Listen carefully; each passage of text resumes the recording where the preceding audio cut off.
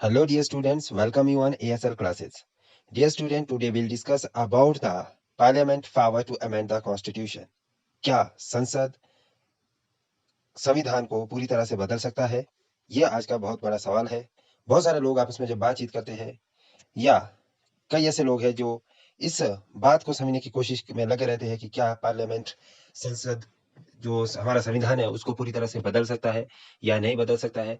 तो उसके ऊपर हम बातचीत करेंगे। आज डिटेल में हम इसमें समझने की कोशिश करेंगे कि किस तरह से एक संविधान को बदलने की जो पावर पार्लियामेंट के पास है आर्टिकल 360 के माध्यम से, वो किस हद तक है, उसकी कितनी लिमिटेशन है, क्या वो अनलिमिटेड है, संविधान को किसी भी रूप में उसको बदला जा सकता है, एक नए संविधान की तरह इसे पेश किया जा सकता है। तो ये सभी तरह के सवाल आज आपको इस आंसर राइटिंग प्रैक्टिस में मिल जाएंगे और ये क्वेश्चन प्रीवियस ईयर के पेपर में पूछा गया था।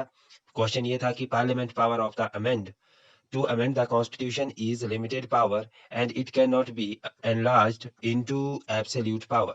कि इसमें कहा गया था कि जो संसदीय पावर है कॉन्स्टिट्यूशन को बदलने की, वो लिमिटेशन में है और उसको आप एब्सोल्यूट पावर में कन्वर्ट नहीं कर सकते। इस रेफरेंस में इसमें और जो नीचे रेफरेंस दिया था कि in light of the statement explain whether parliament under article 368 of the constitution can destroy the basic structure of the constitution by expanding its power amending power. इसमें महत्वपूर्ण चीज ये थी कि क्या जो अमेंडमेंटिंग पावर दी गई है आर्टिकल 368 के माध्यम से कॉन्स्टिट्यूशन को, वो कॉन्स्टिट्यूशन के बेसिक स्ट्रक्चर को बदल सकता है। यानी कि बेसिक स्ट्रक्चर को भी इसमें हमें डिटेल में पढ़ना पड़ेगा। तो इस क्वेश्चन को अटेम्प्ट करने के जो तरीके हैं उसमें आपको सबसे पहले तो इसमें अपने क्वेश्चन को सपोर्ट करने वाली स्टेटमेंट्स को फॉलो करना पड़ेगा।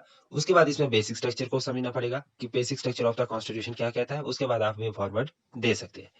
तो इसमें अगर देखें तो सबसे पहले जो आता है केस, वो आता है केशवानंद भारती का केस। और एक ऐसा केस है, ठीक है, ऐसी लड़ाई है केशवानंद भारती की कोर्ट में, जिसने कि पूरे के पूरे कॉन्स्टिट्यूशन और पूरे के पूरे संविधान की जो रूपरेखा है उसको बदलने का काम किया है। और उसमें बहुत सारे ऐसे निर्णय केशवानंद भारती के केस में आए हैं जो कि एक निर्णायक की भूमिका साबित हुई है। हम बात कर रहे हैं Keshavananda Bharati versus state of Kerala is perhaps the most well-known constitutional decision of the Supreme Court, while ruling that there is no implied limitation on the powers of Parliament to amend the Constitution। ठीक है, ये case था Keshavananda Bharati versus state of Kerala का, जिसमें यह कहा गया था कि ऐसी कोई इम्प्लाइड पावर नहीं दी गई है सुप्रीम कोर्ट के द्वारा या कॉन्स्टिट्यूशन के माध्यम से पार्लियामेंट को, कि जिसके माध्यम से वो पूरे के पूरे स्ट्रक्चर को चेंज कर सके।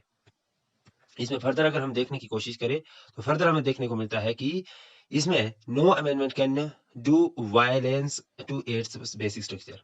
केशवानंद भारती के केस में ही ये बात उभर कर सामने है कि ऐसा कोई भी आप अमेंडमेंट कॉन्स्टिट्यूशन में नहीं करेंगे जिसके माध्यम से कॉन्स्टिट्यूशन का जो बेसिक स्ट्रक्चर है उसको, उसके किसी भी पार्ट्स को वायलेट करता हो। ठीक है, ऐसा कोई भी अमेंडमेंट जिसके माध्यम से कॉन्स्टिट्यूशन का बेसिक स्ट्रक्चर वायलेट होता हो, वो सभी तरह के अमेंडमेंट नल एंड वॉइड हो जाएंगे।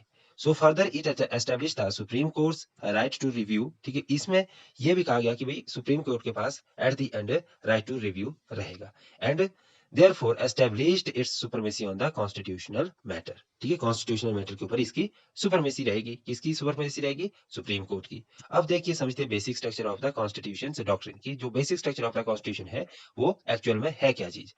द बेसिक स्ट्रक्चर या basic features या basic structure of the constitution, the principle was first expounded in the 1953 by the Justice J.R. Modolkar in his dissent in the case of Sajjan Singh versus the state of Rajasthan। In 1967, the Supreme Court reversed its earlier decision in Golaknath versus state of Punjab। It held that fundamental right included in part 3 of the constitutions are given a transcendental position।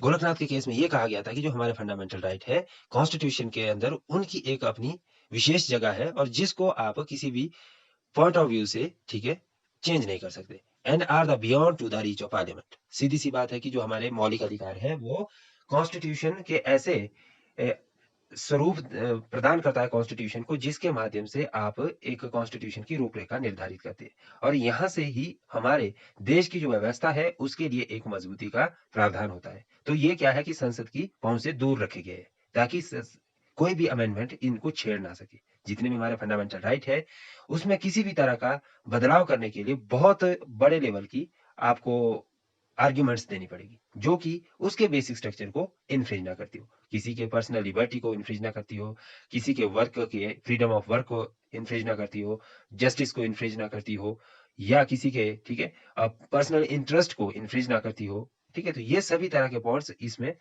Mandatory हो जाते हैं। ठीक है, उसके बाद आता है कि it also declared any amendments that takes away or average fundamental rights conferred by the part 3 as unconstitutional.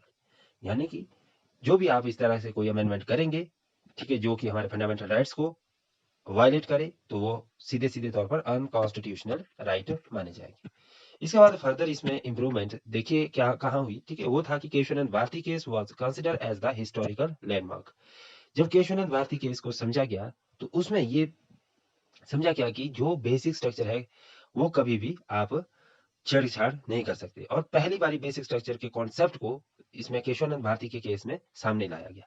ठीक है, and the first time supreme court recognise the basic structure of the constitution concept. ठीक है, इसमें पहली बार ये था कि भाई हमारा कॉन्स्टिट्यूशन का जो बेसिक स्ट्रक्चर है उसको आप किसी भी पॉइंट से छेड़ नहीं सकते। इन this case the validity of the 25th amendment was challenged. ठीक है, इस केस के माध्यम से जो 25th अमेंडमेंट किया गया था उसके चैलेंज किया गया किसके आर्टिकल के किस अमेंडमेंट के with the amendment of the 24th and 29th amendment. ठीक है, जो हमारा 25th अमेंडमेंट था उसको चैलेंज कर दिया गया 24th और 29th अमेंडमेंट जो लेटर ऑन हुए थे उसके माध्यम से कि the court by majority overrule the judgment of the Golaknath case. ठीक है, जो हमारे 24th में और 29th में गोलकनाथ केसेस के बारे में बात की गई थी उसको उस जजमेंट को इसमें ओवररूल कर दिया गया सुप्रीम कोर्ट के द्वारा। और क्या कहा गया इसमें, कहा गया कि Keshavanand Bharati was one where the doctrine has evolved on a case-to-case basis and resulting a gradual expansion of the doctrine। ठीक है, इसी केस के माध्यम से वेरियस काइंड्स ऑफ चेंजेस आए। ठीक है, और इस केस में ये साबित किया कि जो हमारा basic structure of the constitution है वो एकमात्र ऐसा कॉन्स्टिट्यूशन का ऐसा पार्ट है जिसको ना आप बदल सकते हैं और जिसको ना आप किसी पॉइंट ऑफ व्यू से छेड़छाड़ कर सकते हैं। ठीक है, और वो एक soul of the constitution consider किया जा सकता है।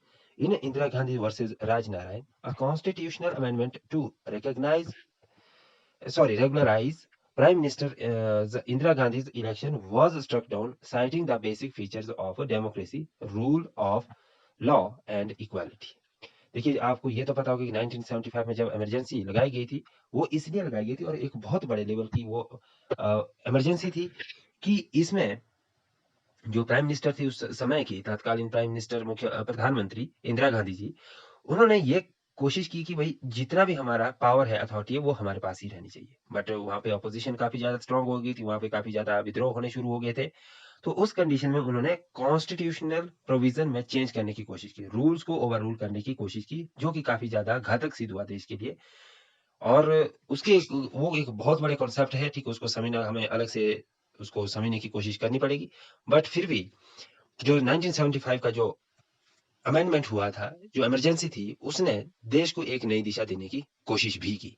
और नई दिशा क्या दी कि जो पार्लियामेंट्री पावर है उसको आप बदल तो सकते हैं, जो आपके बेसिक स्ट्रक्चर है, ठीक है, उसको आप बिल्कुल भी छेड़ नहीं सकते। आप अमेंडमेंट जितने मर्जी करना चाहे आप करिए, कोई दिक्कत नहीं है, लेकिन वो अमेंडमेंट किसी भी पॉइंट ऑफ व्यू से फंडामेंटल राइट्स या जो हमारा कॉन्स्टिट्यूशन का बेसिक स्ट्रक्चर है उसको इन्फ्रिंज ना करे। ठीक है, इन्फ्रिंज का मतलब क्या हुआ कि उसमें किसी भी तरह की छेड़खानी ना करता हो।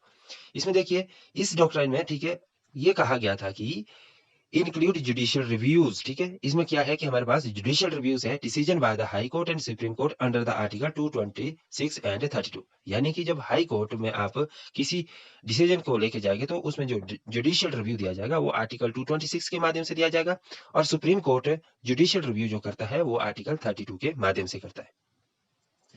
एंड सेकुलरिज्म, फेडरलिज्म, ठीक है, ये सभी तरह के पार्ट्स इसमें इंक्लूड कर दिए गए थे। The freedom under article 19, judicial independence and recently judicial primacy in the judicial appointment process to the basic structures and framework of the constitution, ये सभी तरह की चीजें 1975 के बाद इसमें इंटरप्रेट की गई। इसके बाद देखिए नेक्स्ट जो हमारे पास क्वेश्चन है कि can parliament destroy the basic structure of the constitution bye expanding it's amendment power, कि भाई कॉन्स्टिट्यूशन को क्या जो बेसिक स्ट्रक्चर है उसको चेंज किया जा सकता है? क्या सरकार ऐसा कर सकती है किसी किसी समय कि भाई पूरी तरह से मेजोरिटी में सरकार है और वो चाहे तो कुछ भी कर सकती है? जैसा कि हम मानते हैं कि भाई सरकार जब फुल मेजोरिटी में होती है तो उसे ऑपोजिशन से कोई लेना देना नहीं होता और वो कुछ भी कर सकती है। तो ऐसा कई लोगों के दिमाग में आता है कि जो कॉन्स्टिट्यूशन है उसको पूरी तरह से सरकार बदल देगी और वहां पर जो फंडामेंटल राइट्स है, जो हमारे मौलिक अधिकार है, उसमें भी हमारी जो पावर है उसको कम कर दिया जाएगा। देखिए, ऐसा करने की कोशिश तो कई बारी की गई है सरकार के द्वारा भी, बट ऐसा पॉसिबल नहीं हुआ। क्यों नहीं हुआ? क्योंकि इसके लिए जो स्टेटमेंट्स है उसको हम समझ लेते हैं कि इसमें पहला देखिए क्या कहा गया कि Minerva Mills versus Union of India, ये वाला case Minerva Mills versus Union of India case चला the parliament through the constitution under amendment article of 42nd 1976, ठीक है, 1976 में जो 42nd अमेंडमेंट किया गया था, attempted to circumvent Keshav Bharati by making parliament power unlimited.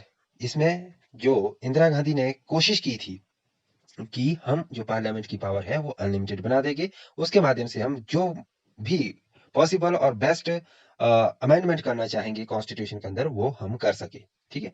But ऐसा पॉसिबल ना हुआ। Immediately after the decision of the supreme court in Keshavananda Bharati versus Indira Gandhi, ठीक है, ये देखिए सीधा चैलेंज किया था केशवानंद भारती ने इंदिरा गांधी के डिसीजन को। Case the parliament introduce the 42nd amendment and added the word secular and socialist, ठीक है।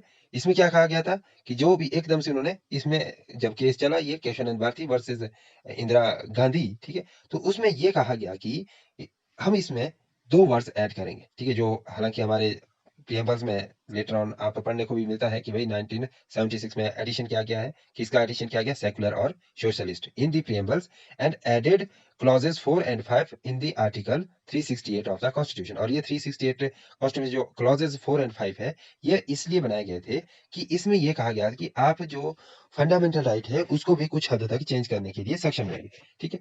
बट ऐसा लेटर ऑन देखिए क्या कॉन्सेप्ट आया, ठीक है। It indirectly declares that there is no limitation on the power of the parliament regarding the amendment, ठीक है। इसमें ये कोशिश की गई, ठीक है, आर्टिकल जब 4 एंड 5 इंसर्ट किया गया तो उसके पीछे की जो इंटेंशन थी गवर्नमेंट की वो ये थी कि वो किसी भी हद तक पार्लियामेंट्री प्रोसेस से अपने कॉन्स्टिट्यूशन को बदल सकती है, ठीक है। यानी कि कॉन्स्टिट्यूशन को किसी भी लिमिटेड किसी भी लिमिटेशन में वो अमेंडमेंट कर सकती है। उनकी जो पावर एंड अथॉरिटी है वो अनलिमिटेड कर दी गई थी आर्टिकल 368 के क्लॉज 4 एंड 5 के इंसर्शन से। बट इसमें कोर्ट ने क्या कहा कि court in this case struck down the amendment, ठीक है, कोर्ट ने ये अमेंडमेंट को स्ट्रक डाउन कर दिया और कहा कि on the ground that the judicial reviews of the parliament enactment and the limitation of the parliamentary power to amend the constitutions were themselves part of the basic structure of the constitution। कि इसमें यह कहा गया कि जो हमारा parliament जो हमारा जुडिशियल रिव्यूज है, ठीक है, जिसके माध्यम से आप डायरेक्टली सुप्रीम कोर्ट और हाई कोर्ट को अप्रोच कर सकते हैं, वो भी एक तरह से किसका पार्ट है, basic structure of the constitution का पार्ट है और उसको आप किसी भी पॉइंट ऑफ व्यू से स्ट्रक डाउन नहीं कर सकते, ठीक है। तो इसमें सुप्रीम कोर्ट ने ये डिसीजन जो आर्टिकल 4 एंड 5 इंसर्ट किए गए थे उसको स्ट्रक डाउन कर दिया और उसको नल एंड वर्ड करार कर दिया गया कि भाई ये किसी भी पॉइंट ऑफ व्यू से वैलिड समझ नहीं आते, ठीक है। उसके बाद इसमें कहा गया कि however it was until much later that the Supreme Court ruled on the questions of whether an additions to the ninth schedules would make the listed uh, statutes immune from the requirement of not infringing on a fundamental right। इसमें यह कहा गया ninth schedule के माध्यम से कि कोई भी ऐसा कानून आप पास नहीं करेंगे जो कि हमारे फंडामेंटल राइट्स को इन्फ्रिंजिंग करता हो, ठीक है। अगर वो किसी भी तरह से फंडामेंटल राइट को इन्फ्रिंज करे तो वो टोटली की टोटली नल एंड वॉइड माना जाएगा।